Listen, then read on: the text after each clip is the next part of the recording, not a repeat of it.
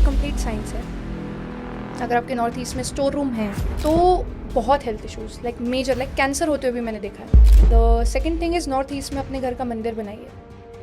आप husband wife का room है, ठीक है, तो उस रूम में हस्बैंड वाइफ की फोटो नहीं होनी चाहिए। सो तभी जब एक इंसान की एनर्जीज इतना मैटर करती हैं तो एक घर की क्यों नहीं करेंगे जिस घर में आप रहते हो। बस कुछ मेजर जो वास्तु दोष होते हैं उनका ऑल्टरनेटिव नहीं है कि आपको घर में पैसे रखने हैं तो आप घर की नॉर्थ डायरेक्शन में पैसा रखें। North direction is of Kuber Dev, जो हमें स्टडी रूम बनाना चाहिए घर की साउथ वेस्ट में बनाना चाहिए। येलो कलर का कपड़ा आप बिछा सकते हो नीचे एंड उसके ऊपर आपको अपनी किताब रखनी है या फिर लैपटॉप रखना है या फोन रखना है, फिर बैठ के पढ़ना है, ठीक है। ईवल आइज या ब्लैक मैजिक होती भी है। अगर ब्लैक मैजिक होगा ना तो आपके घर की जोत बहुत देर से चलेगी। सो कपूर और लौंग जो है वो आप बाथरूम में भी अगर आप करोगे तो उससे भी बहुत ज़्यादा फर्क पड़ेगा आपकी नेगेटिव एनर्जीज में, या फिर अगर आपको कोई ब्लैक मैजिक लगता है तो उसमें भी। तो क्या ऐसा इंडोर प्लांट्स के लिए भी वास्तु की कुछ गाइडलाइंस है? देखो, इंडोर प्लांट्स में हमें ज़्यादा बड़े बड़े प्लांट्स नहीं रखने चाहिए। पहली चीज़, मेजर नुकसान जो लोग अपना कर लेते हैं, गणेश जी को लगा के दरवाजे पे, गणेश जी दरवाजे पे भी नहीं लगाने चाहिए।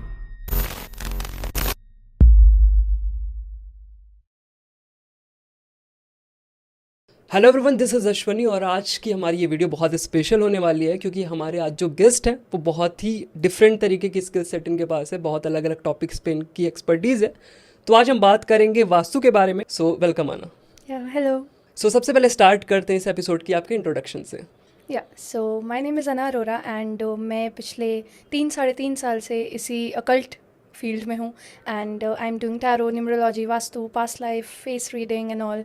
सो ये सारी चीज़ें चल रही हैं लाइफ में and I am looking forward towards this only, like this occult is my life. Okay, so हम सभी की स्टोरीज होती है। जैसे आई एम अ म्यूजिशियन, तो आप मुझसे पूछोगे मैंने म्यूज़िक स्टार्ट कब की, तो मुझे बचपन में ही रियलाइज़ हुआ कि मुझे इंस्ट्रूमेंट्स के साथ एक अलग सा अटैचमेंट है। जब भी मैं इंस्ट्रूमेंट देखता था तो मुझे अलग से एक फीलिंग, पता नहीं क्या हार्मोन्स रिलीज़ होते थे, बट फीलिंग्स बहुत ही डिफरेंट होती थी। तो धीरे धीरे मुझे समझ में आया कि यार मुझे म्यूज़िक फील्ड में जाना चाहिए क्योंकि मैं जो भी इंस्ट्रूमेंट उठाता था तो मैं उसमें बेसिक्स बहुत ईजिली प्ले कर पाता था। सो आपकी अगर जर्नी की बात करें तो आपको कब ये रियलाइज़ हुआ कि आपको ऑकल्ट में आना चाहिए और ये सारी प्रैक्टिसेस करनी चाहिए? Okay, so I'm very young actually. Okay, I'm just 21 years old. Yeah. So 3 साल पहले जब मैं और छोटी थी तो तब कॉलेज टाइम चल रहा था actually and my parents are just pressurising me कि अब कुछ करना है, just think about something because you have to do, because अब कॉलेज है तो डिसाइड करना है कि करियर क्या होगा, कैसे करना है तुम्हें। सो उस टाइम बहुत ज़्यादा प्रेशराइज फील हो रहा था because I was blank. 12th के बाद हर बच्चा ब्लैंक ही होता है कि अब उसे क्या करना है, तो मैं भी ब्लैंक ही थी। फिर मेरी एक फ्रेंड थी जो मेरी उस टाइम की बेस्ट फ्रेंड थी, उसने मुझे सजेस्ट किया that go for tarot, like YouTube पे देखना शुरू करो टैरो एंड टैरो तुम्हें गाइड करेगा। मेरी फ्रेंड ने ऐसा बोला कि तुम्हें करियर से रिलेटेड थोड़ा सा प्रॉब्लम आ रही है, so look for tarot, tarot will guide you. So मैंने यूट्यूब पे अपनी रीडिंग्स लेना शुरू करी। यूट्यूब पे बहुत सारी ऑनलाइन रीडिंग्स आती हैं, लाइक पता होगा बहुत सारे लोगों को। राइट, जैसे मैं टैरो का लास्ट एपिसोड मैंने टैरो पे रिकॉर्ड किया, तो वहाँ पे जैसे 78 कार्ड्स होते हैं, सभी की मीनिंग्स होती हैं। और फिर मुझे पहले थोड़ी सी कन्फ्यूज़न थी कि यार ये कार्ड्स हैं, it's totally based on luck कि आपके लक में कौन सा कार्ड निकलता है, फिर आप उसकी रीडिंग बताते हो। बट उन्होंने जो गेस्ट थे उन्होंने बताया कि इट्स ऑल अबाउट एनर्जीज। वो सिर्फ एक मीडियम है जो आपको कार्ड सेलेक्ट करा रही है और उसके बाद से आप उसकी रीडिंग बताते हो और you build stories around the cards. कुछ लोग 4 कार्ड्स निकालते हैं, कुछ 5, कुछ 6, और उसके अराउंड एक स्टोरी बिल्ड करते हैं। So that is the concept. अगर आप लोगों ने नहीं देखा है वाला पॉडकास्ट तो आप जाके देख सकते हो, उसमें डिटेल में बात हुई है टैरो एग्जैक्टली होता क्या, काम कैसे करता है।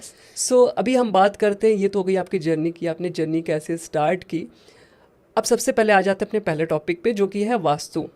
वास्तु सुनते ही सबका दिमाग घूम जाता है कि यार वास्तु अगर हम कराएंगे तो ऐसा होगा वैसा होगा, या कराना चाहिए या नहीं कराना चाहिए। बट उससे पहले हम बात कर लेते हैं एग्जैक्टली कंसेप्ट पे कि वास्तु कोई साइंस है, इसके पीछे कुछ प्रैक्टिकल्स हुए हैं, या जस्ट अ थियोरी है, स्पिरिचुअल थियोरी है, ये कंसेप्ट है कि आप ऐसा करोगे तो ऐसा होगा, बट उसके पीछे कोई साइंटिफिक रीज़न नहीं है, लॉजिक नहीं है कोई।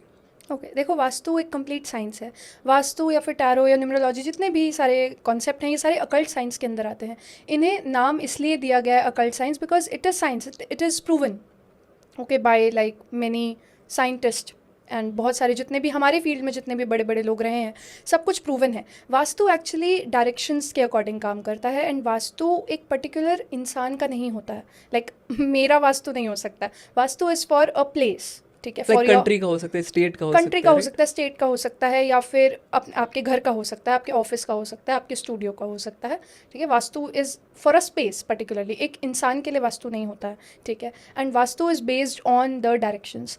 एंड जैसा कि आपने बोला कि टैरो में भी एनर्जीज होती हैं, ये हर एक चीज़ एनर्जीज के थ्रू काम करती है। जितनी भी ये डायरेक्शंस बनाई गई हैं, north south east west and then north east south west, ये सारी डायरेक्शंस क्यों बनाई गई हैं, इनके पीछे का एक रीज़न है। बिकॉज हर एक डायरेक्शन की, हर एक फील्ड की अपनी एक एनर्जी है। उस एनर्जी के बेसिस पे उसको एक नाम दे दिया गया that this is north, this is south, this is east, ठीक है। उस एनर्जी के बेसिस पे सबको डायरेक्शंस के नाम दे दिए गए।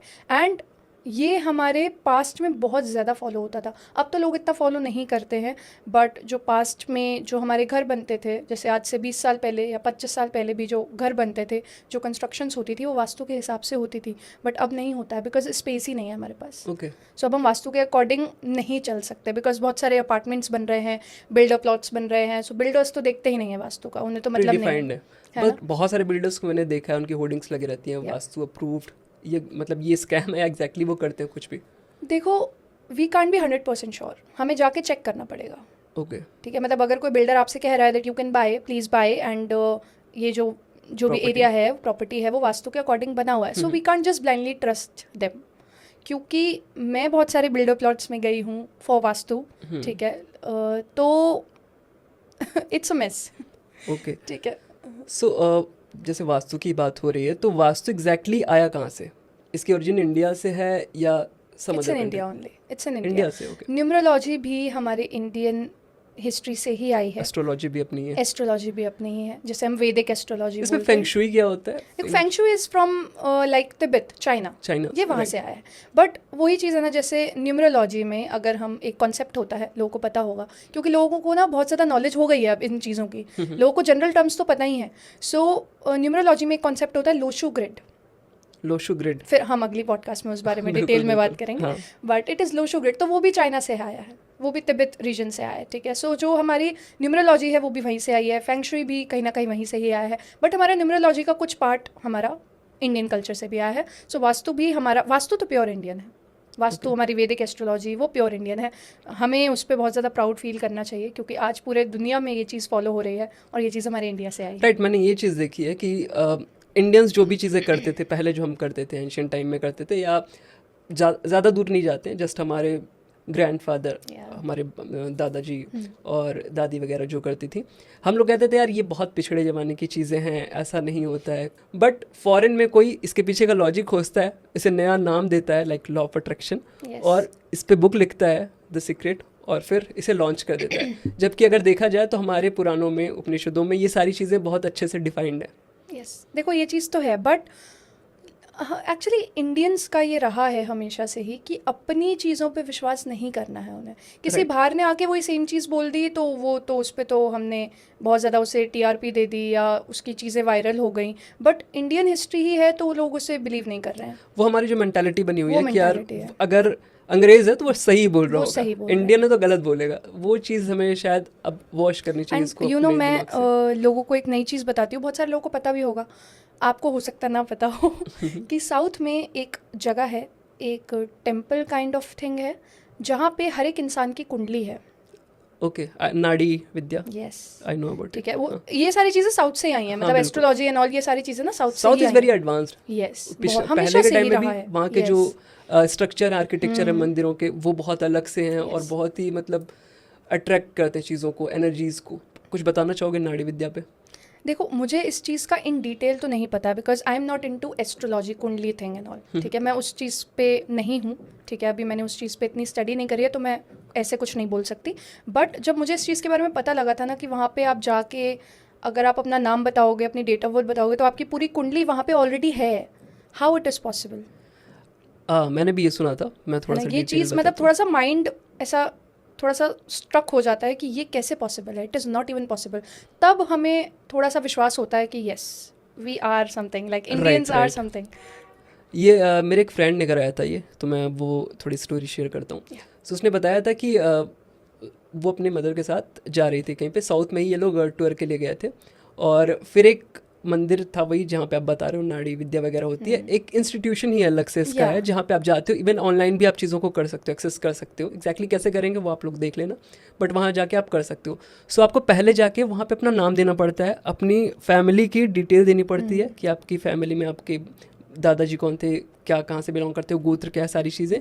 फिर वो सर्च करते हैं, उनके पास एक बहुत बड़ी लाइब्रेरी है जिसमें बहुत मोटी मोटी बुक्स टाइप की लीफ पे बना के चीज़ें रखी हुई हैं, और वो निकालते हैं।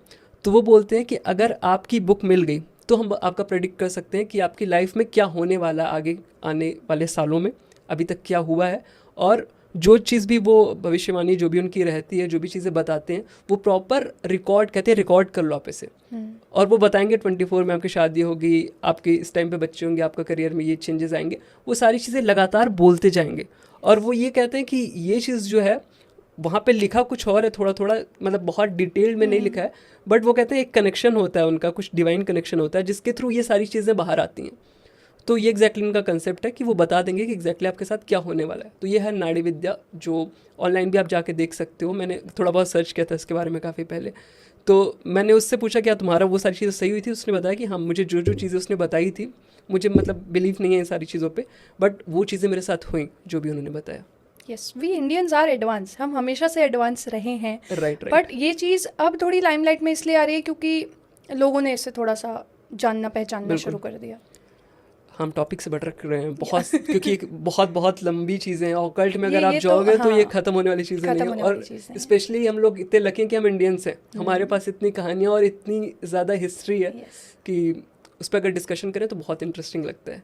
सपोज़ अगर कोई इंसान है, मैं हूँ, मुझे वास्तु का ABCD कुछ नहीं आता है, और मुझे अपने घर में वास्तु अप्लाई करना हो, तो सबसे बेसिक और सबसे ईजी जो बिना खर्चे के हो जाए, ऐसी वास्तु की गाइडलाइंस क्या क्या हैं? देखिए, बिना खर्चे के तो बहुत सारी रेमेडीज़ हैं, और एक्चुअली जो मैं रेमेडीज़ देती हूँ वास्तु की, उसमें इतना खर्चा लोगों का होता नहीं है। सबसे पहले तो आपको घर का जो नॉर्थ ईस्ट है वो हमेशा क्लीन रखना है, क्योंकि घर का नॉर्थ ईस्ट, ईशान कोण हम बोलते हैं उसे वास्तु लैंग्वेज में, बट अगर नॉर्मल भाषा में बोलूँ तो वो भगवान की जगह है। North east is the place of God, ठीक है। सो नॉर्थ ईस्ट अगर आपका क्लीन नहीं होगा तो भगवान आपके घर में आके नहीं बैठेंगे। ऐसा बोलता है कि जब हमारे भगवान हमारे घर में आते हैं, बेशक नवरात्रों में, ठीक है, या फिर किसी भी दिन ऐसा कोई बहुत ऑस्पिशियस डे होता है, या फिर दिवाली पे, तो वो नॉर्थ ईस्ट में बैठते हैं, मतलब वो उनकी जगह है, वो उनका स्थान है। अगर आपके घर में नॉर्थ ईस्ट ही अच्छा नहीं होगा, या फिर क्लीन नहीं होगा, या फिर अगर आपके घर में नॉर्थ ईस्ट में कोई टॉयलेट है या स्टोर रूम है, तो इट इज़ नॉट क्लीन, सो आपके जो भगवान है वो वहाँ के बैठेंगे नहीं, तो भगवान का वास आपके घर में होगा ही नहीं। So, इससे बुरी चीज़ और क्या हो सकती है, राइट, है ना। सो ये सबसे पहले हमें ठीक करना है। और अगली चीज़ बताने से पहले मैं लोगों को ये बताऊंगी कि डायरेक्शंस चेक कैसे करनी है। लोगों को अभी तक यही नहीं पता कि अपने घर की डायरेक्शंस किस तरीके से चेक करनी है। जो भी आपका एरिया है, जितना भी आपके घर का या फिर अपार्टमेंट का जितना भी एरिया है, उस एरिया के आपको अप्रॉक्स बीच में खड़े होना है, ठीक है। एंड बीच में खड़े होके आपको कंपास खोलना है एंड डायरेक्शंस चेक करनी है। सो वो जो डायरेक्शन होगी वो फाइनल डायरेक्शन होगी, किसी कॉर्नर पे खड़े होकर आपको डायरेक्शन नहीं। बेसिकली कंपास अगर आपको सर्च करना है तो बहुत सारी एप्लीकेशन है मोबाइल पे। आईफोन का बहुत एक्यूरेट होता है, अगर आईफोन नहीं एंड्रॉयड है तो भी बहुत सारी एप्लीकेशन है, आप इंस्टॉल कर सकते हो और देख सकते हो डायरेक्शंस। या इट्स वेरी इजी, कंपास तो बहुत इजीली आपको मिल जाएगा। एंड आपको बीच में से ही खड़े होकर डायरेक्शंस चेक करनी है। देन जो भी नॉर्थ ईस्ट आता है वो आपका नॉर्थ ईस्ट है, आपको उसे क्लीन रखना है, ठीक है। The second thing is north east में अपने घर का मंदिर बनाइए। अगर किसी भी घर के मंदिर की डायरेक्शन बिल्कुल सही है तो 20 to 30% वास्तु इज़ परफेक्ट, ठीक है। मतलब वो परफेक्ट हो जाएगा। अगर और दोष होंगे ना तो वो दोष भी धीरे धीरे ख़त्म हो जाएंगे, बिकॉज आपके मंदिर सही जगह पे है। तो हमारे घर का नॉर्थ ईस्ट में ही मंदिर होना चाहिए। अगर नॉर्थ ईस्ट में नहीं बना सकते हो देन नॉर्थ में बना सकते हो, ईस्ट में बना सकते हो, ठीक है। सो ये एक सबसे पहली चीज़, हम जब घर में जाते हैं ना किसी के, तो हम यही चेक करते हैं नॉर्थ ईस्ट, ठीक है, क्योंकि वहाँ से ही मेजर प्रॉब्लम्स आती हैं। दूसरी चीज़ जो लोगों को फॉलो करनी चाहिए कि अपने घर में जगह जगह भगवान की फ़ोटो नहीं लगानी चाहिए। ओके, लोग ऐसा बहुत करते हैं। मतलब मैं एक घर में गई थी एंड इतनी सारी भगवान की उन्होंने फ़ोटोज़ लगा रखी थी। मतलब उनका विश्वास है, मतलब मैं उनके विश्वास को कुछ नहीं कह रही, उनका विश्वास है कि हर जगह भगवान दिखने चाहिए, बट ये चीज़ गलत इफ़ेक्ट करती है, ये लोगों को नहीं पता है। लोगों को पता है कि अरे भगवान ही तो है, भगवान क्या गलत करेंगे, लेकिन हर एक चीज़ ना बहुत सिस्टमेटिक वे से होनी चाहिए। अगर भगवान की एक जगह है तो भगवान की एक ही जगह होनी चाहिए। भगवान की नॉर्थ ईस्ट जगह है तो सारी जितनी भी मूर्तियाँ आपको लगानी है या जितनी भी फ़ोटोज़ लगानी है तो वो उस पर्टिकुलर जगह पे ही लगाइए। जगह जगह पूरे घर में भगवान की फ़ोटो नहीं लगाने की ज़रूरत है। लोग अपने रूम में भगवान की फ़ोटो लगा लेते हैं कभी कभी, वो चीज़ तो बहुत गलत है, क्योंकि आपके रूम में आप किस तरीके से बैठे हो, किस तरीके से लेटे हो, बहुत comfortably, right? So it is not good in front of God. But कई लोगों का क्वेश्चन होता है, जैसे कुछ भगवान होते हैं जैसे गणेश जी, उनको तो डेकोरेशन के लिए, बुद्ध डेकोरेशन के लिए यूज़ करते हैं। तो जैसे अगर मैं अपनी बात करूं तो मैंने बेडरूम वगैरह में तो नहीं लगाया, बट ये मैं वर्किंग स्पेस है, यहाँ पे मैं काम करता हूँ, सिर्फ अपना ऑफिस करता हूँ या अपना एडिटिंग रिकॉर्डिंग सब कुछ।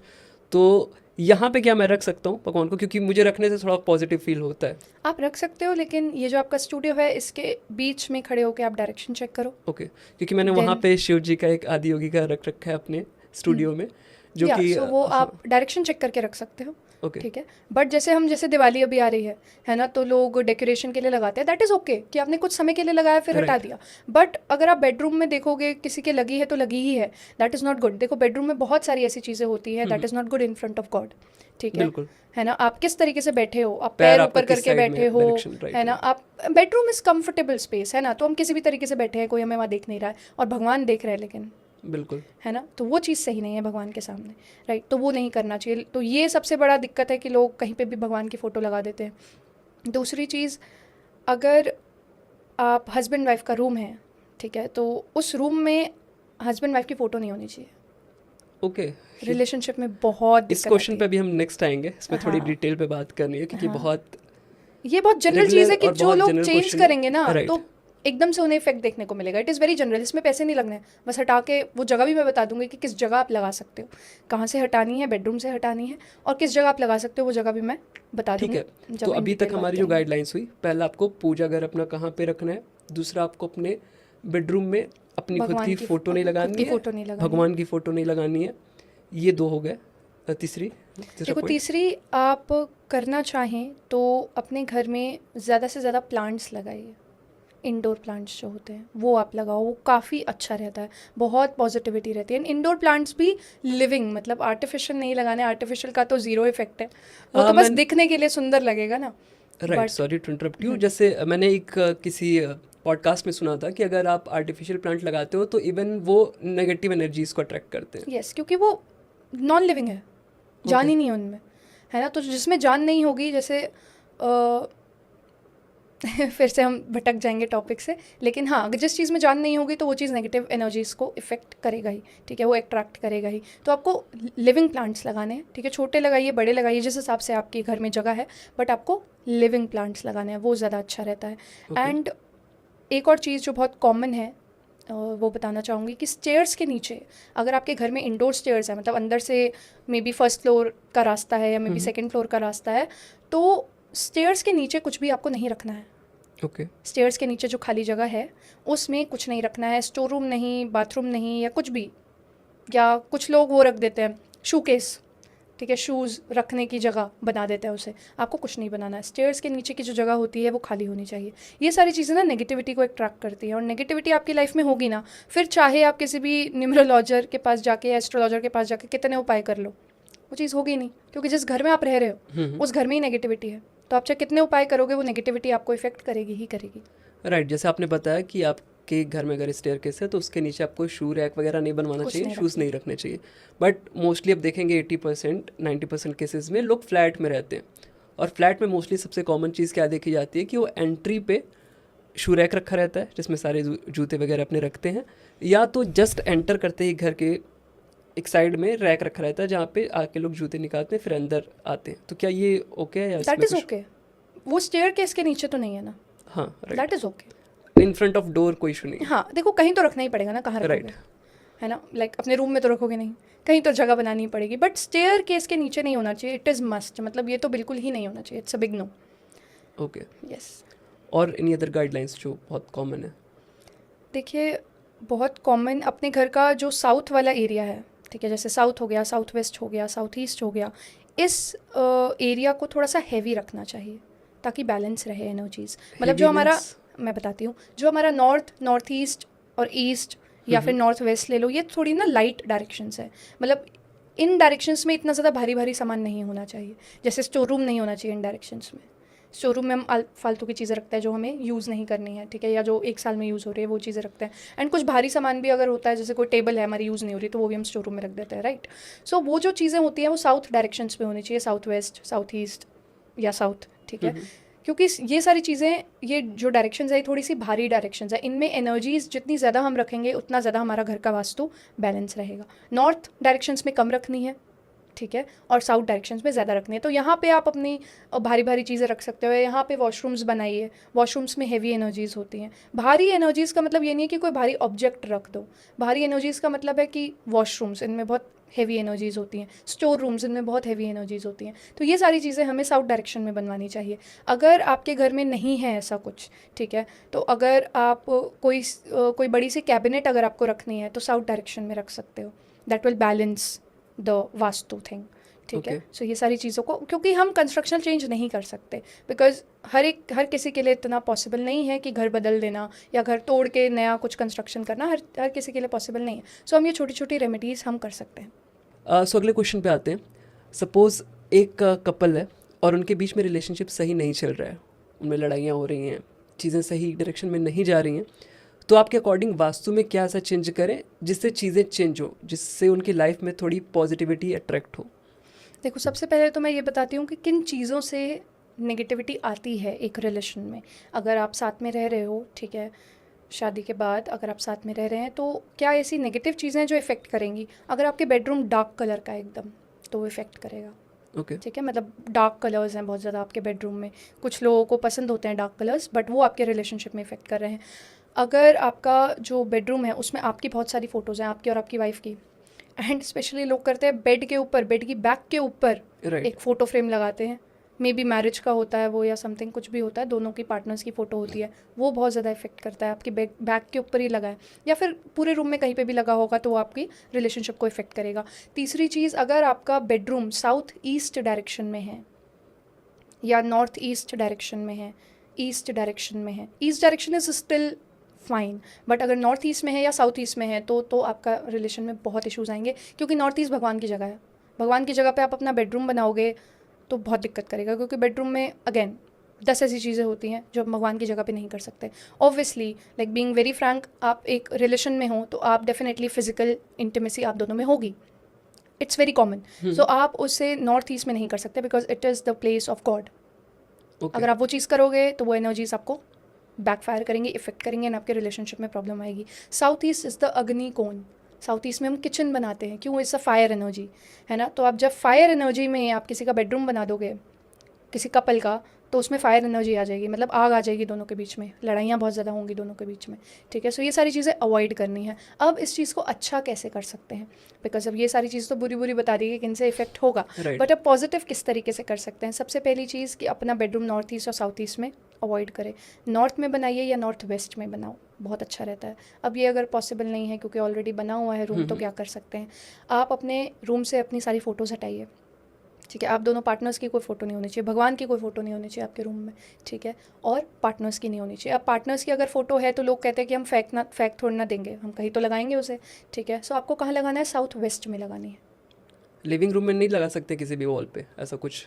साउथ वेस्ट डायरेक्शन में लगानी है कहीं पे। साउथ वेस्ट में हो सकता है आपका कोई लिविंग रूम हो सकता है कोई खाली स्पेस हो, बट जो डायरेक्शन है दैट इज साउथ वेस्ट। अब रूम का साउथ वेस्ट नहीं, पूरे घर का साउथ वेस्ट, ठीक है। रूम के साउथ वेस्ट में लगा दोगे तो नहीं चलेगा, है तो रूम में ही ना, बट आपको पूरे घर के साउथ वेस्ट में लगानी है, ठीक है। घर के बीच में से डायरेक्शन चेक करो, जो भी साउथ वेस्ट होगा उस पर कोई वॉल ढूंढ लीजिए, उस पर लगाइए। South west is the direction of stability and relationship, तो आपके रिलेशनशिप में स्टेबिलिटी रहेगी, थोड़ा सा ठहराव रहेगा, ठीक है। और साउथ वेस्ट इज़ ऐसा कि बहुत लंबे समय तक चलना, ठीक है, मतलब बहुत ठहराव है उस डायरेक्शन में, तो आपका रिलेशन काफ़ी लॉन्ग लास्टिंग होगा। सो डायरेक्शन की इतनी अहमियत, इतनी इंपॉर्टेंस क्यों दी गई है वास्तु में? देखो, क्योंकि डायरेक्शंस में एनर्जीज होती हैं एंड हर एक चीज़ एनर्जी से काम करती है। अब हम दोनों बैठे हैं, we are consuming each others energy, बिल्कुल, ठीक है। ऐसा हो ही नहीं सकता कि हम में एनर्जी एक्सचेंज ना हो रहा हो, हम इतनी देर से बात कर रहे हैं, ठीक है। सो एनर्जी एक्सचेंज डेफिनेटली हो रहा है। एंड अगर किसी इंसान की भी एनर्जी, एक घर की तो छोड़ दो, देखो घर में तो आप बैठे ही हो, मैं आज आपसे मिली हूँ, नेक्स्ट टाइम कब मिलेंगे, 1 महीने बाद, 2 महीने बाद, आई डोंट नो, ठीक है, बट घर में तो आप हर रोज़ रह रहे हो ना, तो जब एक इंसान की एनर्जीज इतनी इफेक्ट करती हैं तो एक घर की एनर्जी क्यों नहीं इफेक्ट करेगी। एंड नॉर्मल सी बात है, हम किसी से मिल के आते हैं तो हमें ऐसा नहीं लगता कि अरे यार वाइब मैच नहीं हो रही है, होता है ना, ठीक है, वाइब मैच नहीं। What is vibe? वाइब है क्या? एनर्जी है। हमने उसे बहुत कूल नाम दे दिया कि it is vibe, but it is energies only. अगर मैं किसी से मिलूंगी और मेरी और उसकी एनर्जीज मैच नहीं कर रही हैं, इट इज़ अ पॉसिबिलिटी है ना कि उसकी एनर्जीज बहुत डिफरेंट हो मेरे से, तो मेरी और उसकी एनर्जी मैच नहीं करेगी तो मेरे को उससे मिलके अच्छा नहीं लगेगा। So what I will say कि अरे वाइब मैच नहीं होती इससे। बट अगर ऐसा हो कि जिससे मैं मिल रहा हूँ उसकी एनर्जी बहुत ज़्यादा हाई है और मेरी एनर्जी बहुत लो है, तो वो भी आपको मेरे लिए तो अच्छा है, मुझे तो शायद अच्छा लगे उससे मिलके, बट उससे मुझे मिलके अच्छा नहीं लगेगा। It's a possibility. तभी तो हमें इस चीज़ का कॉन्सेप्ट समझ में आता है कि एक को अच्छा लगा लेकिन दूसरे को क्यों नहीं अच्छा लगा, बिकॉज एनर्जीज बैलेंस नहीं है दोनों के आपस में। ओके, बहुत डिफरेंस है दोनों में। यस, बहुत डिफरेंस है दोनों में। सो तभी जब एक इंसान की एनर्जीज इतना मैटर करती हैं तो एक घर की क्यों नहीं करेंगे, जिस घर में आप रहते हो, जिस घर में आपका सामान है, जिस घर में आप सोते हो, ठीक है। अब लोग कहते हैं कि हम अपने घर में रहते ही नहीं, हम सुबह जाते हैं शाम को आते हैं, तो घर का वास्तु क्या ही इफेक्ट करेगा।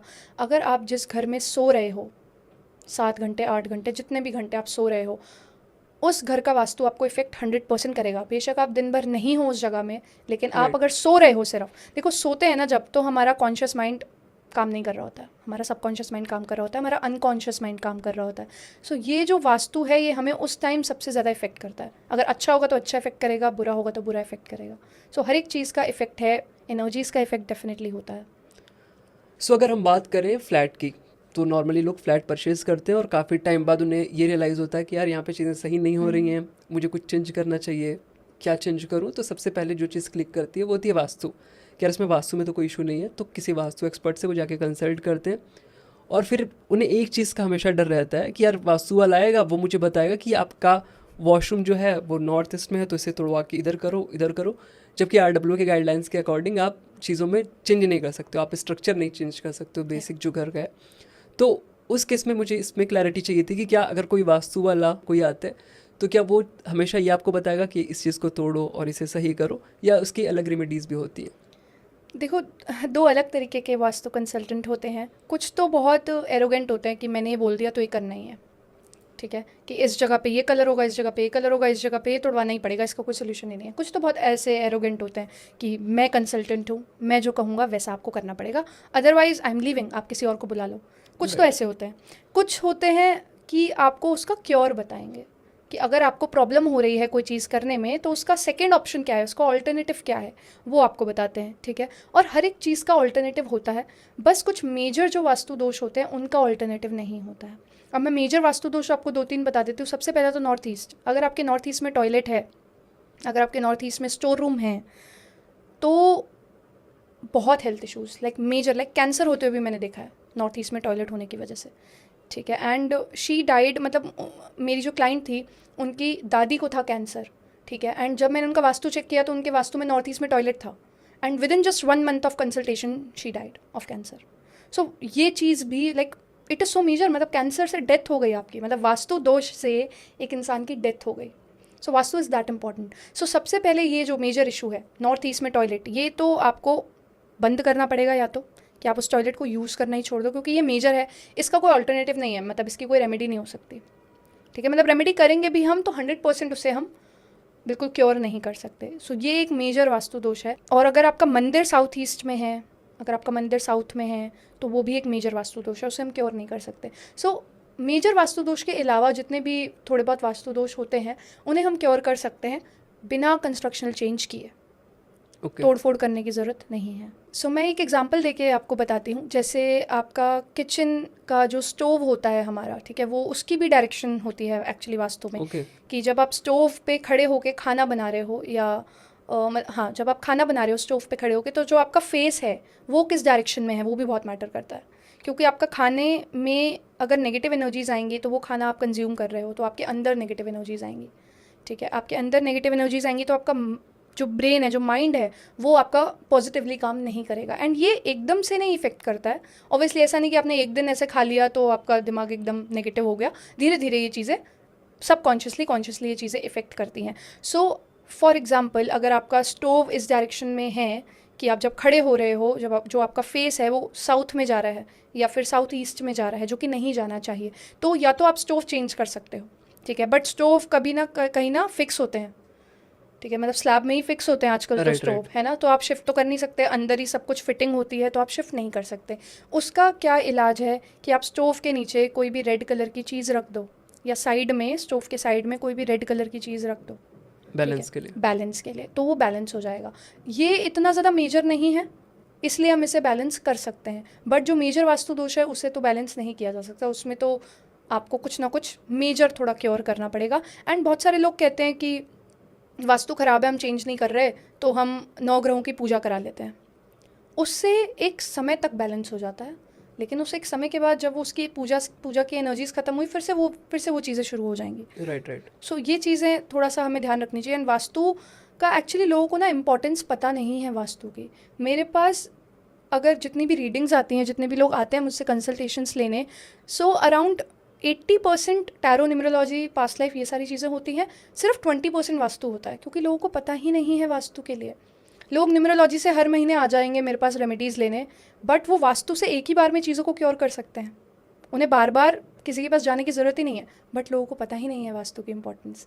ये बहुत मेजर चीज़ है जो कि गलत हो रही है चीज़ में। मुझे लगता है कि जो बड़े बिल्डर्स होते हैं, जो अच्छी बिल्डिंग से अच्छे कंस्ट्रक्शंस करते हैं, जिनका थोड़ा मार्केट में नाम होता है, वो बेसिक गाइडलाइंस जो होती होंगी वास्तु की, कि इस डायरेक्शन में टॉयलेट नहीं होना चाहिए, इस डायरेक्शन में ऐसा नहीं होना चाहिए, आई थिंक वो फॉलो करते होंगे। सारी चीज़ें नहीं करते होंगे, बट एक बेसिक फॉलो करते होंगे।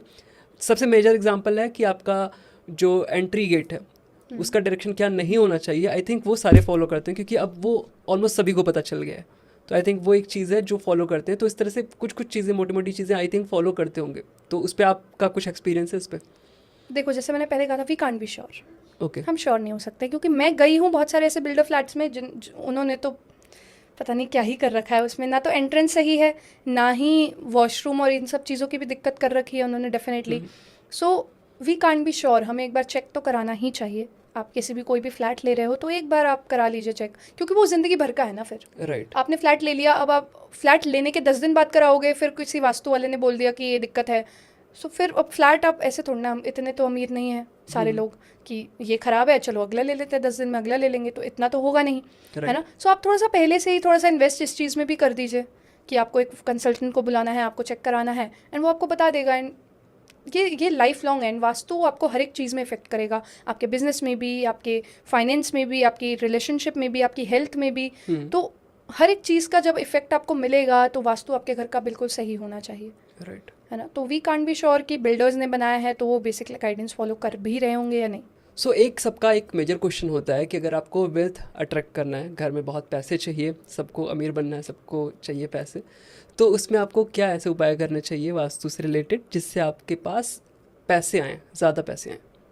देखिए, एक सबसे अच्छा उपाय कि आपको घर में पैसे रखने हैं तो आप घर की नॉर्थ डायरेक्शन में पैसा रखें। North direction is of Kuber देवता, ठीक है। कुबेर देवता लक्ष्मी जी के हस्बैंड, लक्ष्मी माता के हस्बैंड, ठीक है। सो कुबेर देवता की जो डायरेक्शन होती है नॉर्थ डायरेक्शन है। तो नॉर्थ डायरेक्शन में आप अपने घर में जो भी थोड़ा बहुत पैसा होता है हमारा नॉर्मल डेली यूज़ के लिए, ठीक है, सो वो आपको नॉर्थ डायरेक्शन में रखना चाहिए। नॉर्थ डायरेक्शन में पैसा स्टेबल भी रहेगा एंड पैसा और बढ़ेगा भी। अगर आप नहीं रख सकते नॉर्थ डायरेक्शन में, फॉर एग्जांपल नॉर्थ डायरेक्शन में आपके घर में कुछ भी ऐसा है A to Z कि आप नॉर्थ डायरेक्शन में पैसे नहीं रख सकते, so you can go for south west direction. South west direction भी स्टेबिलिटी की डायरेक्शन है, तो उसमें पैसा रुकेगा आपके पास। बहुत लोगों की प्रॉब्लम होती है कि पैसा आ तो रहा है, पैसा रुकता नहीं है। सो रोकने के लिए पैसे को आप साउथ वेस्ट में रख सकते हो, but the best direction is north only, क्योंकि नॉर्थ में पैसा रुकता भी है और पैसा डबल ट्रिपल भी होता है। साउथ वेस्ट में पैसा सिर्फ रुकेगा आपके पास, डबल ट्रिपल तो अपनी स्पीड से ही होगा, बट अगर आपको वो स्पीड बढ़ानी है कि डबल जल्दी हो तो वो आपको नॉर्थ में ही रखना चाहिए। तो एक तो ये बेस्ट रेमेडी, और ये सबसे इजी रेमेडी है, कोई भी कर सकता है, ठीक है। दूसरी रेमेडीज़ फिर आती हैं आपकी डेट ऑफ बर्थ के हिसाब से, ठीक है। तो वो एक अलग कॉन्सेप्ट है, वो वास्तु का नहीं है। वास्तु में अगर आपको कुछ चेंज और करना है तो यू कैन बाय क्रिस्टल्स। ये सिर्फ फाइनेंस के लिए नहीं है, ये किसी भी कोई भी आपका प्रॉब्लम हो, ठीक है, बेशक रिलेशनशिप की या किसी की भी, तो आप वास्तु में चेंजेस तो कर ही सकते हो। लेकिन वास्तु में एनर्जीज़ को रेगुलेट करने के लिए, क्योंकि वास्तु की जो हमारी बात हुई थी वो सारी एनर्जी बेस्ड ही हुई है, ठीक है। सो एनर्जीज़ को रेगुलेट करने के लिए वास्तु में हम क्रिस्टल्स का भी यूज़ करते हैं, हम फेंग शुई आइटम्स का भी यूज़ करते हैं, क्योंकि रेमेडीज़ में ये सारी चीज़ें यूज़ होती हैं। सो हम क्रिस्टल्स जहाँ पर यूज़ करते हैं तो अलग अलग चीज़ों के लिए, अलग अलग प्रॉब्लम्स के लिए अलग अलग क्रिस्टल्स होते हैं. जैसे फॉर फाइनेंस की बात हो रही थी, तो finance the crystal is pyrite. ठीक है, सो पाइराइट आप अपने घर में रख सकते हो एज अ स्टोन. ठीक है, सो वो आप अपने घर में रख सकते हो या फिर कैश के साथ रख सकते हो. ठीक है, जो हमारा कैश होता है किसी बैग में है तो उस बैग में पाइराइट डाल के रख दो, या फिर एक नॉर्मल एक शो पीस की तरह भी आप पाइराइट को रखोगे अपने घर में किसी भी कैबिनेट पे. सो वो फाइनेंशियली आपके घर की एनर्जीज़ को रेगुलेट करेगा एंड फाइनेंशियली आपको बेनिफिट देगा. सो ये दो रेमेडीज़ बहुत ईजी हैं जो कोई भी कर सकता है. कुछ वॉलेट में भी होता है क्या, कुछ अगर वॉलेट में हमें रखना चाहिए, सपोज़ कुछ लोग कहते हैं आप श्री यंत्र रखो वॉलेट में, या कुछ ऐसे मल्टीपल चीज़ें बताते हैं उससे पैसे अट्रैक्ट होते हैं. देखो वास्तु का नहीं है एक्चुअली ये कॉन्सेप्ट ना, वॉलेट वाला. वास्तु के दो चीज़ें हैं, या फेंगशुई आइटम्स रख सकते हो आप वास्तु के लिए. ठीक है, बट येस आपके हर एक चीज़ का, आपकी जो वॉच आपने पहनी है ये भी आपकी एनर्जीज़ को इफेक्ट कर रही है. ठीक है, आपने जो कपड़े पहने हैं जिस कलर के पहने हैं ये भी आपकी एनर्जीज़ को इफेक्ट कर रहे हैं. आप जो वॉलेट रखोगे अपने पास वो किस कलर का है एंड उस वॉलेट में क्या क्या आइटम्स है. जैसे अब वॉलेट की बात हो रही है तो मैं आपको बता देती हूँ 2-3 चीज़ें कि वॉलेट में जब भी आप नोट्स रखते हो ना, आपको ज़्यादा फोल्ड करके नहीं रखने चाहिए. आप सीधे सीधे कोशिश करो, सीधे सीधे कर रख दो, या सिर्फ एक फोल्ड कर दो ऐसे ही, है ना. बहुत इतना सा नोट बना के नहीं रखना चाहिए हमें. ठीक है, बिकॉज वो एनर्जीज़ को ब्लॉक करता है. तो जितना पैसा है उतना ही रहेगा, आएगा नहीं. एंड किसी का वॉलेट आप चेक करोगे ना, कुछ लोगों का तो पता नहीं वॉलेट में कुछ भी भर रखा होता है उन्होंने. जो भी चीज़ देखी छोटी सी वो वॉलेट में डाल दी. मतलब वॉलेट को कचरा बना रखा है, सारे पड़े रहते हैं, वॉलेट को कचरा बना रखा है एक्चुअली, है ना. सो वो नहीं होना चाहिए. जब आपकी वॉलेट पैसे रखने की जगह आपकी कचरा बनी होगी तो पैसा कहाँ से आएगा. ठीक है, वॉलेट में कुछ भी A to Z कुछ भी नहीं डाल के रखना. कोई धागा डाल के रख देता है, जैसे धागा हाथ से उठाया वॉलेट में डाल दिया. ठीक है, कोई जैसे लड़कियां भी करती है अपने बैग्स में, ईयरिंग्स टूट गया तो वॉलेट में डाल दिया, मतलब बैग में डाल दिया. कुछ भी मतलब बैग में बस भरे जाओ, और वो क्लीन नहीं होता एक्चुअली. वो जाके आप घर पे उसे क्लीन नहीं कर रहे हो, वो तो वैसे ही रहेगा. सो वो एनर्जीज़ को ब्लॉक करेगा एंड आपका पैसा आपके पास कम आएगा. तो ये सारी चीज़ें भी इफेक्ट कर. एंड वॉलेट का कलर भी इफेक्ट करता है. सिर्फ वॉलेट के अंदर आप क्या रख रहे हैं वो नहीं, वॉलेट का कलर भी इफेक्ट करता है. एंड वो colour actually date of birth के अकॉर्डिंग हम देते हैं. वो हम ऐसे ही इन जनरल नहीं बता सकती मैं, क्योंकि it is not general, it is not for everybody. वो हर एक की डेट ऑफ बर्थ पे डिपेंड करेगा. ओके, अगर कोई स्टूडेंट है और उसे अपने रूम में जहाँ वो पढ़ता है, जिस भी रूम में बैठ के पढ़ता है, अगर उसे अपनी चीज़ों को सेट करना हो जिससे उसका जो करियर है, सपोज़ वो अगर प्रिपरेशन कर रहा है किसी कॉम्पिटिटिव एग्ज़ाम्स की, लाइक JEE वगैरह की, तो उसे किस डायरेक्शन में चीज़ों को रखना चाहिए. लाइक अपने टेबल्स को किस डायरेक्शन में रखना चाहिए, चेयर को कैसे रखना चाहिए, बेड उसका किस डायरेक्शन में होना चाहिए. इसके लिए कोई बेसिक गाइडलाइंस है क्या? देखो, सबसे पहले तो जो हमें स्टडी रूम बनाना चाहिए बच्चों का, या बच्चों को जो अपना स्टडी रूम बनाना चाहिए, वो घर की साउथ वेस्ट में बनाना चाहिए. फर्स्टली तो ये ठीक है कि साउथ वेस्ट डायरेक्शन में अपने स्टडी रूम बनाइए. इससे क्या है, आपका ध्यान ज़्यादा रहेगा. और साउथ वेस्ट जैसा मैंने कहा कि स्टेबिलिटी की डायरेक्शन है, मतलब आप वहाँ बैठ के ज़्यादा टाइम स्पेंड करोगे. मतलब स्टडी रूम में ज़्यादा टाइम स्पेंड करोगे, मतलब ज़्यादा टाइम आप अपनी पढ़ाई को दे रहे हो. तो ऑब्वियसली पढ़ाई को ज़्यादा समय दोगे, पढ़ाई अच्छे से होगी, फिर उसके बाद आगे फ्यूचर भी अच्छा ही रहेगा, है ना. तो फर्स्ट चीज़ तो ये. लेकिन अब कुछ लोग कह रहे हैं कि हमारा तो ऑलरेडी बना हुआ है, हम साउथ वेस्ट में, हमें तो पता ही नहीं था, अब बना हुआ है ऑलरेडी किसी भी डायरेक्शन में. तो आपको क्या करना है, उस रूम के बीच में खड़े होना है. ठीक है, एंड डायरेक्शन चेक करनी है उस रूम की. ठीक है, घर की तो नहीं चेक करनी है अभी, उस रूम की डायरेक्शन चेक करनी है, उस रूम के बीच में खड़े होके. ठीक है, कंपास से. एंड जो भी साउथ वेस्ट डायरेक्शन होगी उस रूम की, उस डायरेक्शन में आप अपनी टेबल लगा सकते हो, स्टडी टेबल. ठीक है, तो साउथ वेस्ट डायरेक्शन उस रूम की जो होगी, उस डायरेक्शन में आप अपनी स्टडी टेबल लगा सकते हो. एंड साउथ वेस्ट की तरफ मुंह करके ही आपको पढ़ना है. मतलब जो आपका फेस है, जो आपका फेसिंग है, that should be in south west only. South west में ही बैठना है. एंड जो फेस है वो भी साउथ वेस्ट की तरफ होना चाहिए. ठीक है, एंड आप वहाँ बैठ के पढ़िए. आपको सिर्फ 21 दिनों में इफेक्ट दिखने लग जाएगा कि हाँ, अब मैं ज़्यादा बैठ के पढ़ रहा हूँ या पढ़ रही हूँ. ठीक है, फोकस ज़्यादा हो पा रहा है. ठीक है, कंसंट्रेशन ज़्यादा हो रही है. एंड अपने स्टडी, जैसे किसी को कोई कॉम्पिटिटिव एग्ज़ाम दे रहा है या कुछ भी दे रहा है, स्टडी टेबल अपनी इस तरीके से रखो कि जो आपके सामने जो आपका व्यू आएगा, ठीक है, जिस तरफ आपका फेस है उस तरफ वॉल होनी चाहिए. ठीक है, मतलब जो भी मतलब मैं इस डायरेक्शन में अपनी चेयर टेबल रख के नहीं पढ़ सकती, क्योंकि सामने मुझे सब कुछ दिख रहा है ना. मतलब जो मेरा व्यू होना चाहिए वो ब्लॉक होना चाहिए विद अ वॉल. कि मुझे सामने जो मेरी नज़रें पड़े तो मुझे सिर्फ दीवार दिखे, कुछ ना दिखे. ये चीज़ सबकॉन्शियसली वर्क करती है, क्योंकि जब सामने आपको सिर्फ दीवार ही दिखेगी आप डिस्ट्रैक्ट ही नहीं होगे. आपने फेस ऊपर किया, आपको कुछ दिख ही नहीं रहा जिससे आप डिस्ट्रैक्ट हो सको, है ना. बट यहाँ डिस्ट्रैक्ट होने के लिए बहुत सारी चीज़ें हैं, है ना, मैं लाइट देख सकती हूँ, मैं कैमरा देख सकती हूँ, या कुछ भी मुझे दिख रहा है A to Z अपने स्टडी रूम में, सो उससे मैं डिस्ट्रैक्ट होंगी। तो ये चीज़ें फॉलो कर सकते हो। एंड वन मोर थिंग जो बहुत अच्छी रेमेडी है, ठीक है, जो स्टूडेंट्स हैं या फिर जो कॉम्पिटिटिव एग्जाम दे रहे हैं उनके लिए, कि आपको ये चीज़ तो करनी है कि साउथ वेस्ट में बैठ के पढ़ना है, या टेबल साउथ वेस्ट में आपने लगा ली। एंड अगर आप ये भी नहीं कर सकते, कुछ लोग होते हैं कि नहीं कर सकते, है ना, क्योंकि लोगों को अपनी लाइफ एक्चुअली अच्छी भी करनी है, बट लोग बहाने भी बहुत मारते हैं कि नहीं मैम हम ये नहीं कर सकते, ये हमसे होगा नहीं। बट लोग कहते हैं कि नहीं हमें अपनी लाइफ सुधारनी भी है, तो कुछ सुधारना है तो कुछ करना पड़ेगा ना, थोड़ा एक्स्ट्रा करना पड़ेगा। बट लोग एक्स्ट्रा करना नहीं चाहते एक्चुअली। सो अगर आप नहीं करना चाहते still, so what you can do कि जब भी आप पढ़ने बैठे, चाहे आप लैपटॉप से पढ़ रहे हो, चाहे फ़ोन से पढ़ रहे हो, चाहे बुक से पढ़ रहे हो, आपको नीचे एक येलो कलर का कपड़ा बिछाना है। Yellow colour is of Jupiter planet, है ना, Jupiter planet is of knowledge.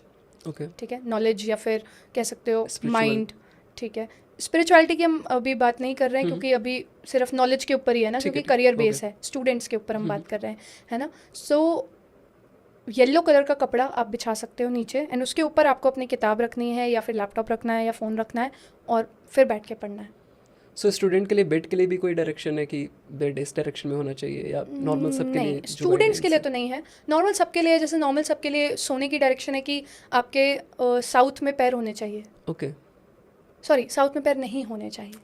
ठीक है, आपका जो फेस है, जो आपका हेड है, वो आपका साउथ में होना चाहिए, और जो आपके लेग्स हैं वो आपके नॉर्थ या फिर ईस्ट में भी हो सकते हैं, या नॉर्थ वेस्ट में भी हो सकते हैं, वो कहीं भी हो सकते हैं। बट साउथ में आपका, साउथ की तरफ आपके पैर नहीं होने चाहिए। तो अगर आप कभी सो रहे हो, अब ये डायरेक्शन कैसे चेक करेंगे? ऑफ कोर्स अपने बेडरूम के बीच में से। ठीक है, जो भी साउथ डायरेक्शन होगा उस डायरेक्शन में आपके लेग्स नहीं होने चाहिए। ये बेडरूम में चेक करना है? ये बेडरूम में, घर के सेंटर में नहीं, क्योंकि सोएंगे तो हम बेडरूम में ही ना, तो ये आपका बेडरूम से चेक करना है। बेडरूम के बीच में खड़े होंगे, आपको पता लग जाएगा। ठीक है, तो जो भी साउथ डायरेक्शन है, या साउथ वेस्ट भी हो या साउथ ईस्ट भी हो, कोई सी भी साउथ की डायरेक्शन हो, उस डायरेक्शन में आपके पैर नहीं होने चाहिए।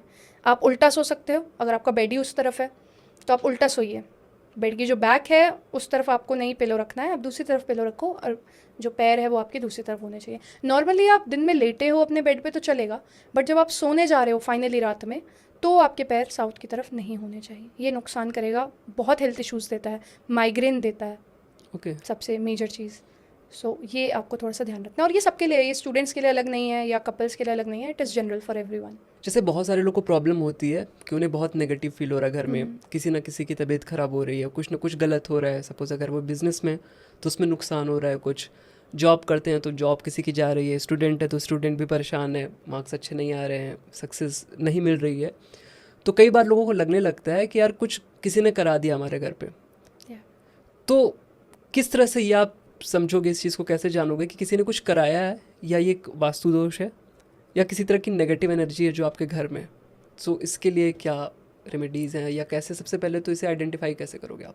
देखो, ये चीज़ होती भी है, ठीक है, ईवल आइज या ब्लैक मैजिक होती भी है, बट 80% लोगों का वहम होता है।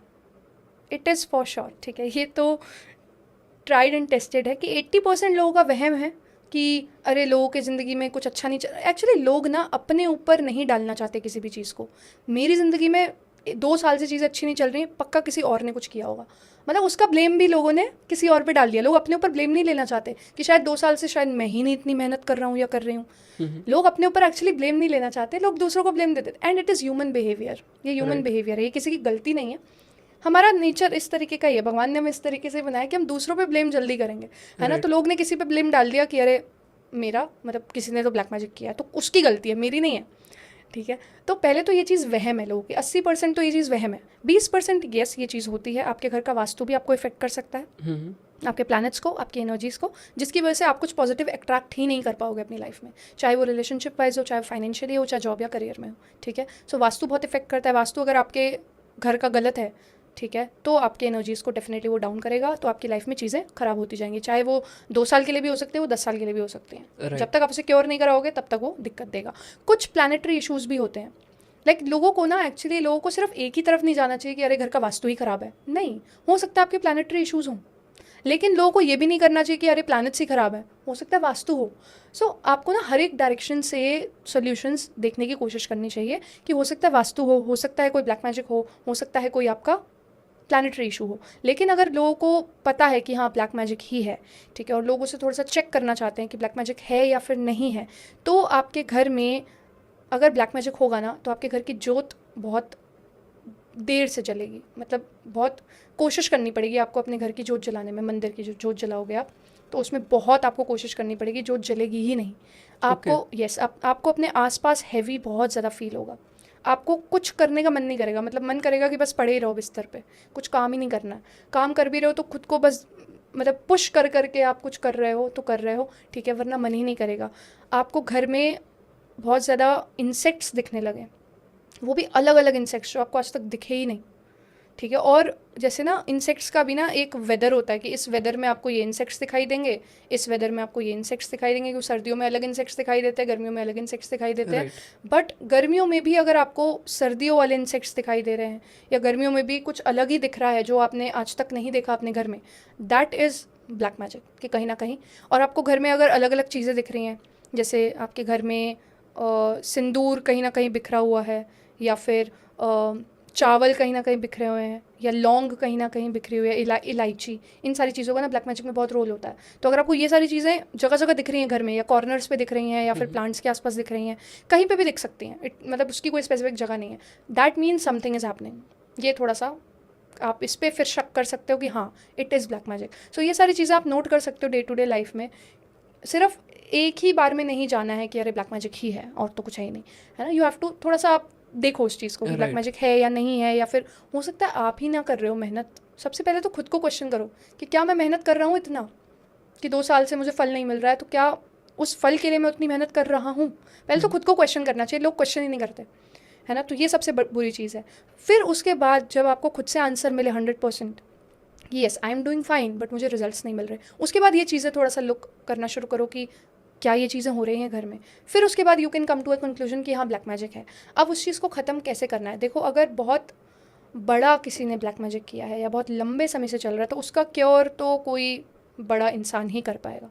उसका क्योर करना तो छोटी मोटी वास्तु रेमेडीज़ के बस की बात नहीं होती है। फिर हमें या तो कंस्ट्रक्शनल रेमेडीज़ करनी पड़ेंगी, कोई मेजर, या फिर कह सकते हो कि कोई हवन या कोई पूजा करानी पड़ेगी घर में, ठीक है, जो कि वास्तु से रिलेटेड ही होगी, आपके नवग्रहों को बैलेंस करने के लिए, ठीक है। लेकिन अगर छोटी मोटी रेमेडीज़ करनी है, बहुत अर्ली स्टेज है आपके घर की, या घर में आपको इन जनरल नेगेटिविटी फील होती है, घर में जब आप आते हो तो नेगेटिविटी फील होती है, किसी भी तरीके की नेगेटिविटी, अच्छा नहीं लग रहा, बहुत थका थका सा लग रहा है घर में आते ही, ठीक है। सो इन चीज़ों के लिए आप 2-3 रेमेडीज़ कर सकते हो, जैसे कि आपको गंगा जल स्प्रिंकल करना है हर रोज़ घर में, वॉशरूम्स में नहीं करना है, ठीक है। फिर चाहे आपका स्टोर रूम हो, चाहे कोई सा भी कॉर्नर हो आपके घर का, ठीक है, आपको हर कॉर्नर पे, आपकी बालकनी पे भी आपको गंगा जल स्प्रिंकल करना है, वॉशरूम्स को छोड़ के, क्योंकि गंगा जल is pure and washroom is not pure. हम वॉशरूम को कंसिडर नहीं करते प्योर, है ना। सो गंगा जल आप स्प्रिंकल कर सकते हो। या फिर एवरी सैटरडे, तो एक्चुअली ये तो हर किसी का होना चाहिए, एवरी सैटरडे आपको एक काम ज़रूर करना है, आपको कपूर विद लौंग आपको जलाना है घर में। It is like mandatory for everyone. आपको नेगेटिविटी फील हो रही है या नहीं हो रही है, आप 21 दिन ये करके देख लो, आपको चेंजेस दिखने लग जाएंगे अपनी लाइफ में, और पॉजिटिविटी आपके घर में अट्रैक्ट होने लगेगी, ठीक है। सो कपूर आप लौंग के साथ जला सकते हो एवरी सैटरडे। उसका जो स्मोक होगा वो आप हर जगह आप उसको फैलाना है, एंड वो बाथरूम में भी आप फैला सकते हो, ताकि बाथरूम में भी जो थोड़ी बहुत नेगेटिविटी है वो चली जाए। क्योंकि अगर हम स्पिरिट्स या फिर उन चीज़ों की बात करते हैं ना, तो वो सारी चीज़ें ना नेगेटिव एरिया में ही रहती हैं, बिकॉज दे आर नेगेटिव ना, स्पिरिट्स आर नेगेटिव, राइट। अगर आप ब्लैक मैजिक का ही अगर केस सोचो, तो black magic is spirit only, है ना, कि स्पिरिट किसी ने आपके ऊपर छोड़ रखी है या आपके आसपास छोड़ रखी है, जो आपकी लाइफ में प्रॉब्लम्स क्रिएट कर रही है। सो स्पिरिट्स हमारी स्टोर रूम्स में रहेंगी, हमारे बाथरूम्स में रहेंगी, क्योंकि वो एक नेगेटिव जगह है। स्पिरिट्स हमारे मंदिर में नहीं रहेंगी कभी भी, right. It is a positive space, है ना। या जहाँ पे भी आप पूजा पाठ कर रहे होगे, अगर आप बेडरूम में बैठ के भी पूजा पाठ कर रहे हो या कोई मंत्र जाप कर रहे हो, तो स्पिरिट्स आपके बेडरूम में भी नहीं आएंगी, ठीक है। दे वांट नेगेटिव स्पेस, है ना। सो कपूर और लौंग जो है वो आप बाथरूम में भी अगर आप करोगे तो उससे भी बहुत ज़्यादा फ़र्क पड़ेगा आपकी नेगेटिव एनर्जीज़ में, या फिर अगर आपको कोई ब्लैक मैजिक लगता है तो उसमें भी। तो ये कुछ रेमेडीज़ आप कर सकते हो। सो अगर बात करें आजकल की, तो हर चीज़ में आपको प्रॉब्लम होती है। किसी भी चीज़ को आप शुद्ध देखने जाओगे तो प्रॉब्लम होगी, इवन शुद्ध दूध के लिए भी जाते हो तो आपको बहुत सारे इश्यूज़ आते हैं। आपको पता नहीं रहता कि आप कैसे सर्च करोगे, उस चीज़ को कैसे पाओगे। तो बहुत सारी कंपनीज़ हैं जो, सपोज़ अगर प्रोटीन की बात करें, तो बहुत सारे ऐसे लैब्स हैं जो सर्टिफिकेशन देते हैं कि ये प्रोटीन प्योर है या नहीं, अपने वेबसाइट पे उसका जो भी लैब रिपोर्ट होती है वो लगाते हैं। बट बात करें अगर वास्तु की, तो हमें कैसे एक अच्छा वास्तु कंसल्टेंट मिलेगा जिससे हम अपनी बातों को बता सकें और वो हमें राइट डायरेक्शन में डायरेक्ट कर सकें कि आप इस चीज़ को ऐसे करो तो आपको फ़ायदा होगा। देखिए, इसका कोई स्पेसिफिक कुछ गाइडलाइंस तो नहीं है कि आपको ये गाइडलाइंस फॉलो करनी है and then you can select. सबसे पहले तो आप उनसे बात कीजिए, अगर आप किसी से भी ऐसा मिलते हो जो ये काम कर रहा है या जो आपको बोल रहा है कि yes he she is into this vastu thing, so आप उनसे बात कीजिए। बात करके थोड़ा सा आइडिया लगेगा, बट बात करके भी आप 100% श्योर नहीं हो सकते। Then you can look for his her work, कि उसने कितना काम किया है आज तक, कितना एक्सपीरियंस है उसके पास इस फील्ड में। एक्सपीरियंस ऑल्सो मैटर्स, क्योंकि आप थ्योरेटिकल नॉलेज तो कोई वास्तु की 1 साल में ले लेगा, बट थ्योरेटिकल नॉलेज से आप प्रैक्टिकल नॉलेज नहीं ले सकते ना। प्रैक्टिकल नॉलेज जिसके पास होगी एंड जिसके पास थ्योरेटिकल नॉलेज होगी वही एक्सपर्ट माना जाएगा वास्तु की फील्ड में, है ना। सो आपको देखना है कि प्रैक्टिकल नॉलेज कितनी है उस इंसान के पास, कितने साल का एक्सपीरियंस है, ठीक है।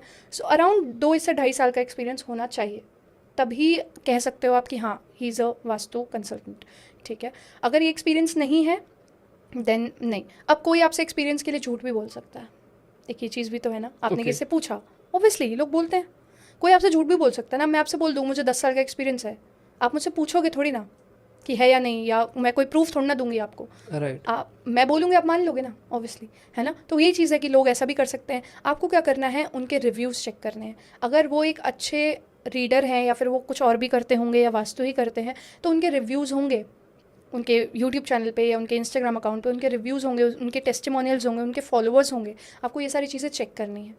सिर्फ वास्तु के लिए नहीं, अगर किसी चीज़ के लिए भी आप जा रहे हो, टैरो रीडिंग ही जा रहे हो या फिर न्यूमरोलॉजी रीडिंग आप चाहते हैं, किसी भी चीज़ के लिए आप जाते हैं या किसी भी तरीके की कंसल्टेशन लेते हैं, तो आपको ये सारी चीज़ें चेक करनी होती है। रिव्यूज़ या फिर वीडियो टेस्टिमोनियल्स होते हैं, फॉलोअर्स होते हैं, उनके फॉलोअर्स देखो, उनका एक्सपीरियंस उनसे पूछिए, कितने लोगों को उन्होंने अभी तक गाइड किया है ये उनसे पूछो। हर एक चीज़ का ना रिकॉर्ड आपको उनके अकाउंट पे ही मिल जाएगा एक्चुअली। सो पहले अच्छे से 2-3 दिन ना उन्हें फॉलो कीजिए, जैसे कहते हैं ना स्टॉक कीजिए तो वो चीज़ आपको करनी पड़ती है अगर आप किसी से कंसल्टेशन लेने चाह रहे हो। देन यू कैन डिसाइड कि आपको इनसे लेना है या फिर किसी और से लेना है।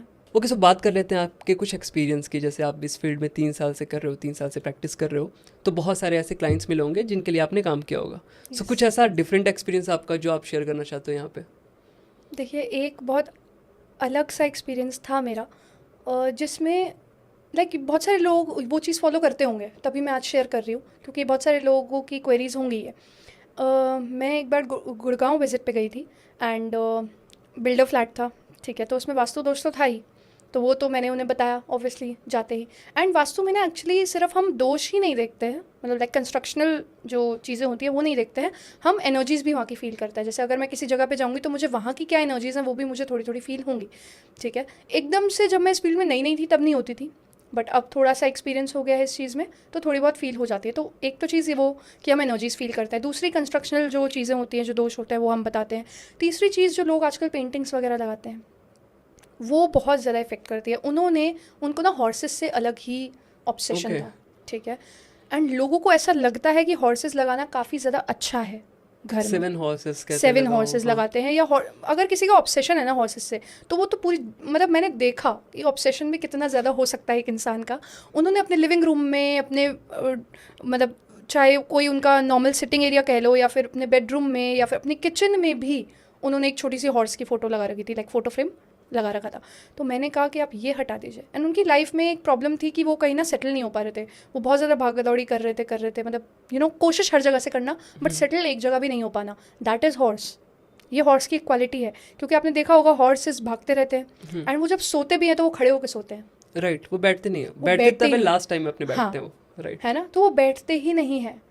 दैट इज़ द थिंग कि वो स्ट्रगल करे जा रहे हैं एंड उन्हें सक्सेस मिल ही नहीं पा रही है। उन्हें वो चीज़, जिस चीज़ के लिए वो भाग रहे हैं, वो चीज़ मिल ही नहीं पा रही है, क्योंकि हॉर्सेस का ऐसा ही है, वो कहीं जाके स्टेबल बैठते ही नहीं है। वो वॉक करते रहेंगे या भागते रहेंगे या फिर सोएंगे भी तो खड़े खड़े। तो मेहनत कितनी है उनके जीवन में, है ना। तो मेहनत वो इंसान करेगा ही जिसके घर में हॉर्सेस इतने ज़्यादा होंगे, उसको कभी सक्सेस मिलेगी ही नहीं, वो स्ट्रगल ही करता रहेगा लाइफ में, ठीक है। तो एक तो मैंने तो उनसे कहा कि आप ये सारी हटा दो। अब वो कहते कि कहाँ रखूँ मैं ये सारी चीज़ें, मुझे तो बहुत प्यार है। मैंने कहा या तो आप अपना प्यार देख लो या आप अपनी लाइफ देख लो, कुछ तो देखना पड़ेगा ना। आप अपनी प्रायोरिटी चूज़ करो, राइट, कि आपको अपनी लाइफ में चीज़ें बेटर करनी है या फिर हटाना है। तो मेरे कहने पे उन्होंने हटा तो दी। एंड एक्चुअली इतनी बड़ी पेंटिंग्स थी, नॉट इवन स्मॉल कि आप उसे हटा के आप बेड में रख सको, नो, इतनी बड़ी थी। उन्होंने कुछ तो सेल कर दी, ठीक है, या कुछ ऐसी किसी को दे दी। 1-2 उन्होंने स्टिल रखी अपने साथ, मेरी चीज़ें ना मानते हुए, ठीक है, बट फिर उन्हें उनकी लाइफ में वो इश्यूज रहे ही। तो ये एक बड़ा अजीब सा ऑब्सेशन मैंने देखा लोगों को, कि इतना भी लोगों का ऑब्सेशन हो सकता है कि लोग अपनी लाइफ में बुरा कर रहे हैं। और ये ना बहुत लोगों का ऑब्सेशन होता है अलग अलग चीज़ से। इट इज़ फाइन, मैं ये नहीं कह रही हूँ कि ऑब्सेशन नहीं होना चाहिए, बट स्टिल आपको पता होना चाहिए कि ये चीज़ आपको नुकसान तो नहीं कर रही। कभी कभी आपका ऑब्सेशन आपको नुकसान कर सकता है। एंड हॉर्सेज, कुछ लोग कहेंगे कि हॉर्सेज लगाना तो अच्छा होता है, कुछ लोग कहते भी हैं कि हॉर्सेज लगाना अच्छा होता है। बहुत सारे वास्तु कंसल्टेंट हैं जो कहते हैं कि हॉर्सेज लगाना अच्छा होता है। It is good for that person जो बहुत आलसी है, जो काम नहीं करता है, जैसे काम करना पसंद नहीं है, जो घर में ही पड़े रहते हैं। जैसे हमारे पेरेंट्स बच्चों से बहुत परेशान होते हैं ना कि अरे तो कुछ काम ही नहीं करते, घर में ही पड़े रहते हैं। तो उनके लिए जो बहुत ज़्यादा आलसी हैं, उनके रूम में लगाई जाती है वास्तु की हॉर्सेस की फ़ोटो, या फिर 7 हॉर्सेस, या सिर्फ एक हॉर्स भी लगा दोगे तो भी चलेगा, ठीक है, वो लगा सकते हो। वो भी फॉर अ टाइम बीइंग, कि जब तक आपको उसका इफेक्ट नहीं देखने को मिलता। 21 से 30 दिनों में आपको वास्तु के चेंजेस जो भी होता है ना, उनका इफेक्ट देखना शुरू हो जाता है। सो आप जो भी अगर फोटो लगाओगे किसी ऐसे इंसान के रूम में जो काम नहीं करता है, जो बहुत आलसी है, 21 से 30 दिनों में आपको फ़र्क दिखना शुरू हो जाएगा। एंड आपको फ़र्क दिखना शुरू होगा, वो थोड़ा सा काम करना शुरू होगा, then you can remove it. ऐसा नहीं कि लगे रहने दोगे तो फिर उस इंसान को वो काम ही करता रहेगा, वो भागता ही रहेगा, उस इंसान को कभी शांति नहीं मिलेगी, सेटिस्फैक्शन नहीं मिलेगी, सक्सेस नहीं मिलेगी, ठीक है। तो वो आप एक पर्टिकुलर टाइम के लिए कर सकते हो, फॉर अ पर्टिकुलर रीज़न। ऐसा नहीं है कि आपकी लाइफ में बहुत सब कुछ सही चल रहा है और आपने हॉर्स की फ़ोटो लगा दी, नहीं, ये चीज़ बिल्कुल नहीं करनी, ये नुकसान बहुत करती है। इन लोगों को ये चीज़ नहीं पता है, लोग तो ब्लाइंडली फॉलो कर रहे हैं कि अरे मुझे तो हॉर्सेस बहुत पसंद है तो मैंने लगा लिया। नो, वो चीज़ आपको नुकसान भी कर सकती है। सो ये एक बहुत अजीब सा केस था मेरा। ओके, सो बात करते हैं प्लांट्स की। जैसे बहुत सारे लोग को प्लांट्स से बहुत लगाव होता है, बहुत प्यार होता है, और वो अपने घर में डिफरेंट तरीके के प्लांट्स रखते हैं। कुछ लोग कैक्टस रखते हैं, कुछ लोग एरिका पाम रखते हैं, बहुत सारे प्लांट्स अलग अलग तरीके के रखते हैं। बट कई लोग ऐसा बोलते हैं कि आपको घर के अंदर कैक्टस नहीं रखना चाहिए। तो क्या ऐसा इंडोर प्लांट्स के लिए भी वास्तु की कुछ गाइडलाइंस हैं? देखो, इंडोर प्लांट्स में हमें ज़्यादा बड़े बड़े प्लांट्स नहीं रखने चाहिए। पहली चीज़, अगर आपको ज़्यादा बड़े बड़े प्लांट्स रखना है, जैसे बैम्बू रखना है, ठीक है, वो छोटा भी आता है बट मोस्टली लोग बड़ा रखते हैं। एंड वो थोड़ा सा हैवी भी होता है बाकी प्लांट से, क्योंकि उसकी एनर्जीज बहुत हैवी होती है। तो वो जो प्लांट है वो आप एक स्पेसिफिक डायरेक्शन में रख सकते हो, that I will tell you. But आपने जो कैक्टस का पूछा, कैक्टस नहीं रखना चाहिए हमें। एंड यू आर करेक्ट कि उससे रिलेशनशिप में प्रॉब्लम्स आती है, क्योंकि कैक्टस इज़ थॉर्नी प्लांट है ना, मतलब उसके थॉर्न्स होते हैं। सो वो हमें नुकसान करते हैं हमारे रिलेशनशिप्स में। मोर ओवर ये रिलेशनशिप में ही इफेक्ट करेगा, करियर फाइनेंस में इसका इतना ज़्यादा रोल नहीं होगा। तो कैक्टस तो हमें बिल्कुल ही नहीं लगाना किसी भी डायरेक्शन में। अब जो आपके छोटे छोटे प्लांट्स हैं, जैसे मनी प्लांट आप नॉर्थ में लगा सकते हो, because north is for money. I have told you, Kuber देवता, and money plant is for money also. तुलसी लगानी है तो तुलसी का प्लांट भी आप नॉर्थ में लगा सकते हो, नॉर्थ ईस्ट में भी लगा सकते हो। बट जो ये बड़े बड़े प्लांट्स हैं, जैसे कि अशोका प्लांट है, अशोका ट्री लोग लगाते हैं, ठीक है, वो बहुत बड़ा हो जाता है ना। लेकिन अगर आपको छोटा लगाना है, या फिर अगर आप उस हाइट पे लगा सकते हो, तो आप अपने साउथ या साउथ वेस्ट में लगाइए। बैम्बू लगाना है तो साउथ या साउथ वेस्ट में लगाइए, ठीक है। नॉर्थ ईस्ट में हम बैम्बू लगाना इतना प्रेफर नहीं करते। एंड कुछ लोग स्नेक प्लांट भी लगाना चाहते हैं। Snake plant is very very good for oxygen regulate रखता है पूरे घर में, पूरे घर की जो एयर है उसे प्योरीफाई करता है। तो स्नेक प्लांट आप घर में अपने लिविंग एरिया में भी कहीं लगा सकते हो, उसकी कोई स्पेसिफिक डायरेक्शन नहीं होती है। नॉर्थ में लगाना है नॉर्थ में लगा लीजिए, या फिर लिविंग एरिया में अंदर ही लगा सकते हो, नॉट इन अ बालकनी, अंदर ही लगा सकते हो लिविंग एरिया में, ठीक है। कुछ लोग एलोवेरा भी लगाना चाहते हैं, एलोवेरा का प्लांट होता है, कुछ लोग वो भी लगाते हैं अपने घर में, that you can keep in north, ठीक है। तो छोटे छोटे जो प्लांट्स हैं आपके, जिनकी हाइट ज़्यादा नहीं है, उन्हें आप नॉर्थ में लगा सकते हो, दैट इज़ फाइन। बट जिनकी हाइट थोड़ी सी ज़्यादा है, ठीक है, उनको आपको साउथ या साउथ वेस्ट में ही लगाना है। Yes, okay, so I think हम अपने पॉडकास्ट के लास्ट पे आ चुके हैं, एंड पे आ चुके हैं। तो एक लास्ट क्वेश्चन मेरा था, अगर आपको वास्तु के हिसाब से अपने डोर को डेकोरेट करना हो, जो आपका एंट्री डोर होता है, जहाँ पे मोस्टली फ्लैट्स में आपको छोटा सा गेट मिलता है जिसे आप बहुत प्यार से सजाते हो, तो उस पर डेकोरेशन में हमें क्या चीज़ें करनी चाहिए जो वास्तु कंप्लाइंट रहे और हमारे लिए अच्छे रहे, जैसे उससे हम वेल्थ अट्रैक्ट कर सकें घर पे, अपने पीस अट्रैक्ट कर सकें, रिलेशनशिप हमारी सही रहे, तो ऐसा क्या करना चाहिए हमें? देखो, घर के दरवाजे से ही सारी एनर्जीज आती हैं, या तो पॉजिटिव या नेगेटिव। तो दरवाज़ा तो थोड़ा सा थोड़ा उसको हमें प्रोटेक्ट करके रखना चाहिए, ठीक है। उस पर बहुत सारी चीज़ें लगा सकते हैं, बट एक मेजर नुकसान जो लोग अपना कर लेते हैं, गणेश जी को लगा के दरवाजे पे, गणेश जी दरवाजे पे हमें नहीं लगाने चाहिए, ठीक है। दरवाजे पे अगर आपको भगवान जी लगाने हैं तो आप पंचमुखी हनुमान जी लगा सकते हो, ठीक है, वो हमें प्रोटेक्ट करेंगे नेगेटिविटी से। गणेश जी को नहीं लगाना चाहिए हमें दरवाजे पे, ठीक है, so it's a big no.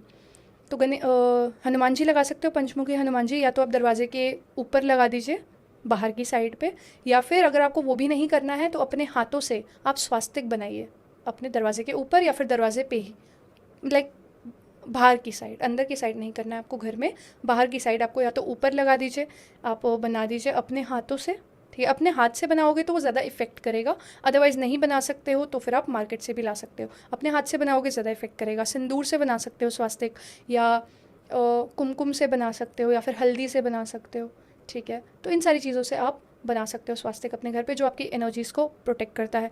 If you can, अपने जो डोर नॉब होता है बाहर की साइड पे, आप उस पर येलो धागा बांधिए, वो आपकी एनर्जीज़ को बहुत प्रोटेक्ट करेगा, आपके घर की एनर्जीज़ को बहुत प्रोटेक्ट करेगा।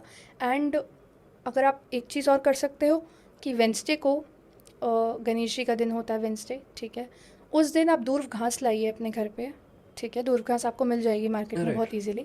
दूर्व घास को जब आप अपने घर में लाइए तो एंट्री का जो आपका दरवाज़ा है, चारों तरफ उसके दूर्व घास आपको टच करनी है, चारों तरफ घुमानी है, एंड आप मंदिर में आके अपने मतलब गणेश जी को आप चढ़ा दीजिए। उससे भी आपकी जो मेन डोर की जितनी भी नेगेटिविटी है वो आपने भगवान को सौंप दी, मतलब आप वहाँ से इकट्ठा करके लाए और आपने भगवान को सौंप दी, ठीक है, तो भगवान उसे एंड कर देगा, उस चीज़ का एंड हो जाएगा। तो ये भी आप वेंसडे को कर सकते हो, एवरी वेंसडे कर लो या कभी मंथ में एक बार कर लो, ये सारी चीज़ें आप फॉलो कर सकते हो। And these are very simple, इसमें कुछ बहुत बड़ी चीज़ आपको करने की ज़रूरत नहीं है। Right, yes. Okay, that's all. यही सारे क्वेश्चन थे वास्तु से रिलेटेड। अगर आपके भी कोई क्वेश्चन हो, अगर आपको कोई कन्फ्यूज़न हो वास्तु से रिलेटेड, तो मैं नीचे डिस्क्रिप्शन में आपका इंस्टाग्राम अकाउंट लिंक डाल दूंगा, तो आप जाके वहाँ पे डायरेक्ट डीएम कर सकते हो और पूछ सकते हो। इवन अगर आपको कंसल्टेशन लेना हो तो वो भी आप कर सकते हो। साथ ही में अगर आपको और भी कोई कन्फ्यूज़न हो, आप पूछना चाहते हो, तो कमेंट सेक्शन में भी आप अपने सवाल को डाल सकते हो, वहाँ भी मैं ट्राई करूँगा आपकी सारी क्वेरीज़ का आंसर देने का। So that's all for today's podcast. मिलते हैं नेक्स्ट पॉडकास्ट में किसी नए टॉपिक के साथ। तब तक के लिए बाय बाय।